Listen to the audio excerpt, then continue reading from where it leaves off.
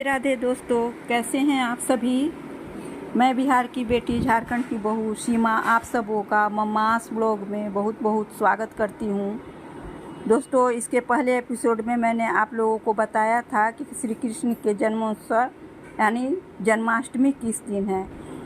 आज के एपिसोड में वीडियो में मैं आप लोगों को बता रही हूँ कि भगवान श्री कृष्ण के जन्म किस प्रकार खीरे से कराया जाता है और इसका हमारे जीवन में क्या महत्व है कि कृष्ण भगवान के जन्मोत्सव में। तो आइए जानते हैं। भगवान श्री कृष्ण के जन्मोत्सव की तैयारी पूरी देश में धूमधाम से की जा रही है। कृष्ण जन्माष्टमी का पर्व भाद्रपद मास की कृष्ण पक्ष की अष्टमी तिथि को मनाया जाता है। इस साल यह त्यौहार 26 अगस्त को मनाया जाएगा। इसकी फुल जानकारी मैंने पिछले वीडियो में आप लोगों को दे दिया है। श्री कृष्ण का जन्म मध्य रात्रि में रोहिणी नक्षत्र में हुआ था। इसके कारण कृष्ण जन्माष्टमी की पूजा रात में की जाती है। इस दिन भगवान श्री कृष्ण की पूजा की जाती है और व्रत रखा जाता है। खीरा के बिना श्री कृष्ण जन्माष्टमी की पूजा को अधूरा माना जाता है। खास तौर पर डंठल वाला खीरा का विशेष महत्व है। तो आइए जानते हैं जन्माष्टमी पर इसका किस प्रकार खीरे का भगवान कृष्ण और माता देवकी से संबंध है। जन्माष्टमी पर खीरे काटने का क्या मतलब है। धार्मिक मान्यताओं के अनुसार लड्डू गोपाल का जन्म खीरे से होता है। इस दिन भक्त लड्डू गोपाल के पास खीरा रखते हैं और मध्य रात्रि में 12 बजे खीरे की डंठल को अलग कर देते हैं। उत्तर भारत में कई जगहों पर कृष्ण जी का जन्म खीरे से करवाया जाता है। जन्म के समय जिस तरह बच्चे का गर्भनाल काटकर गर्भाशय से अलग किया जाता है, ठीक उसी प्रकार जन्मोत्सव के समय खीरे को डंठल से काटकर कान्हा का जन्म कराने की परंपरा है। जन्माष्टमी पर खीरा काटने का मतलब बाल गोपाल को माँ देवकी के गर्भ से अलग करना है। खीरे से डंठल को काटने की प्रक्रिया को नाल छेदन कहा जाता है। कुछ जगहों पर खीरे को बीच से काटकर इसमें कृष्ण भगवान को बाल गोपाल के रूप में रखा जाता है। ऐसी मान्यता है कि जिस खीरे से कान्हा का नाल छेदन किया जाता है, यदि उसे गर्भवती महिला को खिला दे तो कृष्ण की भांति संतान पैदा होती है। बाल गोपाल का खीरे से कैसे कराएं जन्म। श्री कृष्ण जन्माष्टमी की रात 12 बजे बाल गोपाल का जन्म हुआ था।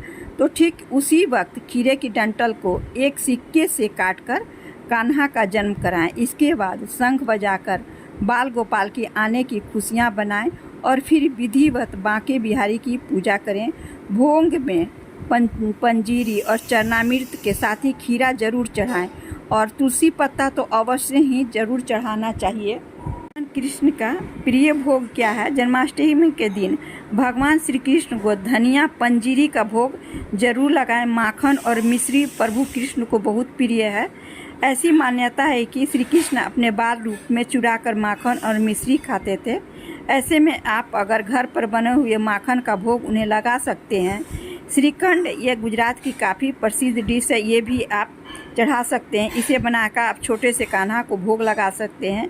इसे दही, चीनी, इलायची और केसर के साथ बनाया जाता है। ऐसा कहा जाता है कि भगवान श्री कृष्ण को खीर काफ़ी प्रिय है। ऐसे में आप मखाने या साबूदाने की खीर बनाकर इसका भोग उन्हें लगा सकते हैं और इसे प्रसाद के रूप में वितरित कर सकते हैं। कृष्ण जन्माष्टमी पर बाल गोपाल को खीरे का भोग जरूर लगाएं। ऐसी मान्यता है कि खीरे से भगवान श्री कृष्ण बहुत प्रसन्न होते हैं। खीरा चढ़ाने से नंदलाल भक्तों के सारे कष्ट हर लेते हैं। पूजा के बाद खीरे को प्रसाद रूप से बांट देना चाहिए। जन्माष्टमी के दिन खीरे को काटकर उसके तने से अलग कर दिया जाता है। दरअसल इस दिन खीरे को श्री कृष्ण के अपनी माँ देवकी से अलग होने की प्रतीक के रूप में देखा जाता है।